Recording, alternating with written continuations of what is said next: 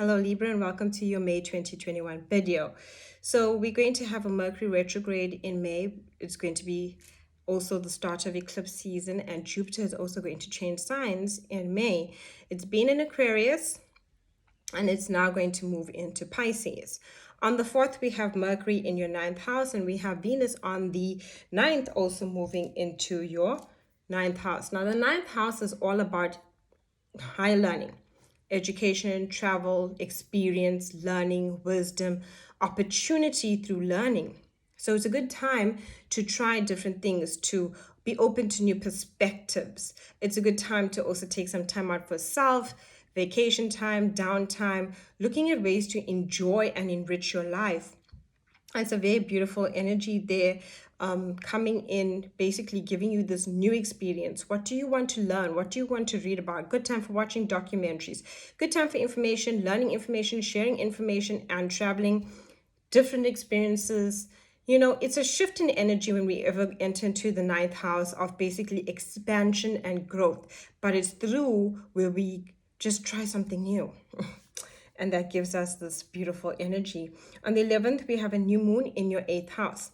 So, new moon in the 8th house. New beginnings. 8th house is about partnerships, especially when it comes to partners, finances, new beginnings. You might want to change things. Ideas might come to you. You might also be thinking about your own financial situation. How do you want to adjust it? Hidden fears, research. Good way to research. Notice how I'm talking a lot about information with the 9th house. 8th house offers research. This is where we look into things. Even we're thinking about investing into things. That's on the 8th house. It deals with money, it deals with partnerships, and it deals with intimacy. So it's where we also allow healing to take place. Intimacy in a deeper sense, like what holds you back? What holds you back? What are your fears? What is your self-worth issues? What is making you feel unconfident about yourself? The 8th house allows for that healing and transformation to occur and a new beginning when it comes to the aspect of yourself and who you are and what you want to achieve. On the 14th, we have Jupiter moving into Pisces, into your 6th house until the 29th of July. This is very important because it's only going to be there until 29th of July, and we're going to be planting seeds. So use this time and utilize it. Utilize it for next year. So you're going to be thinking a lot. Jupiter expands opportunity.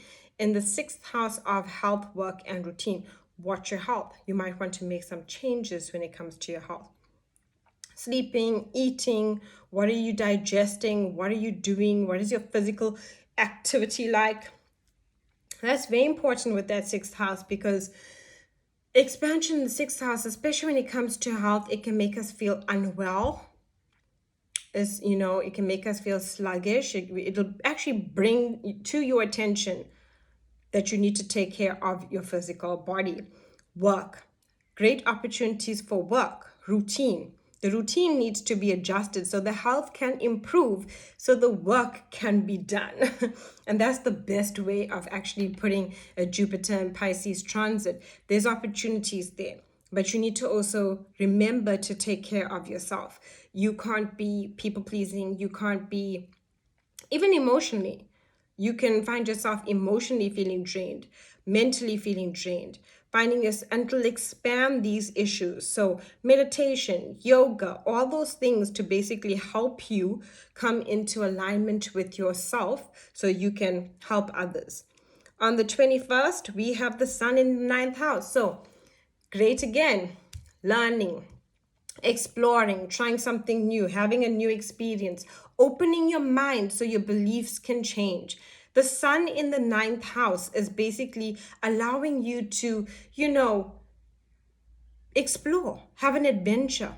It's fun, it's jovial, but it's also about learning and getting this information through to yourself so that you can utilize it in the future.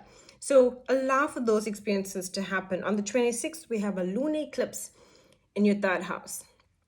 So now, a lunar eclipse in your 3rd house, this is basically on the 26th, and this is basically going to take you into the next 6 to 3 months of, going forward. So basically, the lunar eclipse, Third house, communication. Communication, learning. And a lunar eclipse might make you want to change your mind about what you're taking in, who you're communicating to. It can also bring up some like rumors, gossip, just like that. It's a third house. It's where we learn, it's where we communicate with others.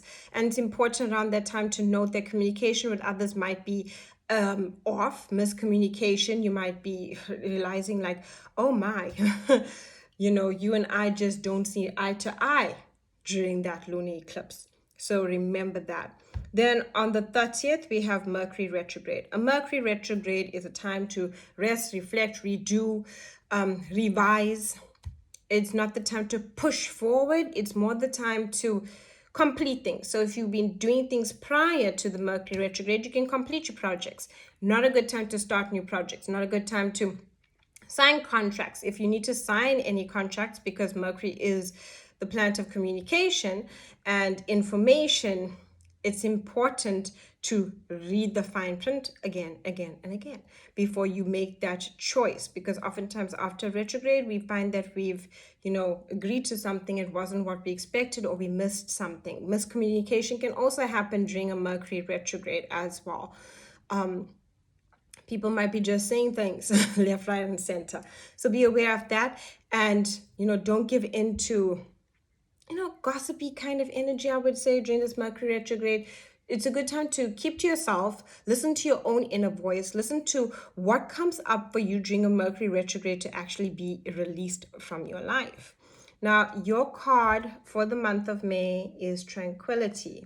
Okay, so make time to relax, be still, and enjoy solitude, indulging in much needed self-care. If you notice, we spoke a lot about learning, information, and also vacation, new experiences. It's a lot about self-care. What gives you self-care?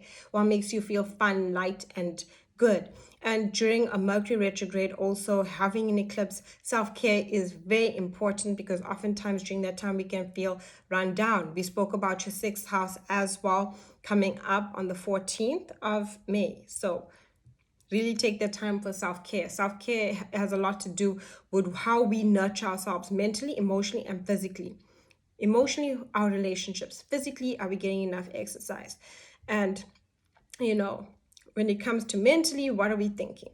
Because this can create a lot of that kind of energy. Self-care is very important for you during this month of May. Thank you so much for watching.